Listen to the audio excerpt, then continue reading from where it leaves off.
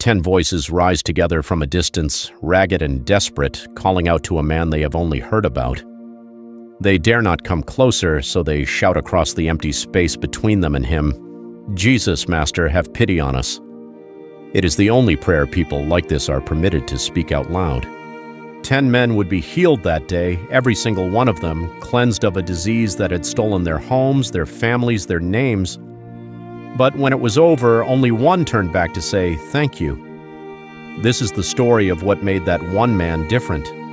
The account is found in Luke chapter 17, verses 11 through 19, as Jesus makes his way along the border between Samaria and Galilee, walking steadily toward Jerusalem and toward the cross that awaited him there. It is a short story, only a few verses long, but it holds one of the sharpest pictures of gratitude in all of Scripture.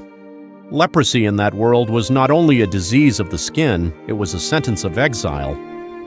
The law in Leviticus required anyone with the condition to live outside the camp, to tear their clothes, and to cry out unclean whenever someone approached, so no one else would be tempted to draw near.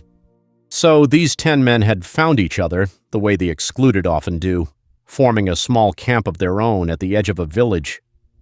A Jew and a Samaritan would never have shared a meal or a roof under ordinary circumstances, but disease had erased that old wall between them.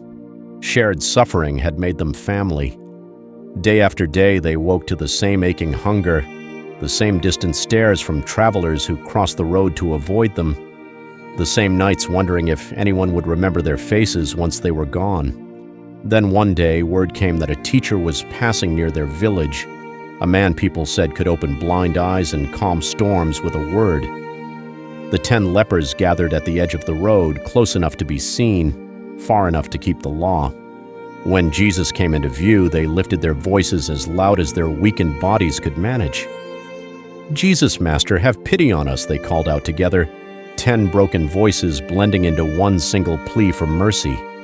Jesus did not walk toward them. He did not touch them or speak a dramatic word over them or perform any visible sign at all. He simply looked at the 10 men standing in the distance and gave them an instruction. "Go," he said, "show yourselves to the priests." It was not a strange request. Under the law in Leviticus chapter 14, only a priest had the authority to examine a healed leper and officially declare them clean, allowing them to return home. But here is the detail worth sitting with. When Jesus told them to go, nothing had changed yet. Their skin was still marked, their bodies still broken. He was asking them to walk toward priests who would examine men who, as far as anyone could see, were still sick. That instruction demanded faith before evidence. There was no visible reason yet to obey, only the word of a man they had never met, spoken from a distance, to 10 people the world had already given up on. And so they went. 10 men turned their backs on the road they knew and started walking toward the temple, toward the priests, toward a future they could not yet see any evidence for. Somewhere along that road as they walked, it happened. Luke tells us simply that as they went they were cleansed, not before they moved, not while they stood arguing about whether it was worth the risk. It happened in the walking. Imagine that moment for each of them, glancing down at their own hands and arms, watching the marks that had defined their lives simply disappear. Skin made whole again, right there on an ordinary road, in the middle of an ordinary afternoon. 9 of the 10 kept walking, and who could blame them? Somewhere ahead were priests who could make it official, and beyond the priests were homes, families, trades, and names they had not been allowed to use in years. Picture the reunions waiting for them, children running to fathers they had not touched in seasons, wives weeping at doorways, a whole ordinary life about to be given back. 9 men ran toward all of that as fast as their healed legs could carry them. But one of the 10 stopped. Luke tells us he was a Samaritan, a man who belonged to a people the Jews of that time regarded with open contempt. He had been an outsider twice over, first for his skin, then for his blood. This man looked down and saw that he was healed, and instead of running forward toward his old life, he turned around.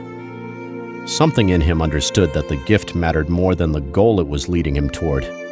He came back praising God in a loud voice, the same voice that had once only been permitted to cry out unclean, now shouting something entirely different across that same stretch of road. He threw himself down at the feet of Jesus and thanked him, face pressed to the dust in front of the very man who had healed him without ever laying a hand on his skin. Jesus looked at him and asked a question that still echoes today. Were not 10 cleansed? Where are the other 9? Was no one found to return and give praise to God except this foreigner? There is no anger in the question, only something closer to sorrow, a father noticing an empty chair. Then Jesus said something remarkable. Rise and go, your faith has made you well. The word used there carries more than just healed skin, it points to a deeper wholeness, a wellness of the whole person, the kind that comes only from turning back toward the one who gave the gift. All 10 men received the miracle that day, but only one received that fuller wholeness, because only one turned around. Whatever mercy you have received in your own life, however small it feels, you are always welcome to turn back and say thank you. If this story moved you, share it with someone who needs it, and subscribe to Beyond the Cross for more.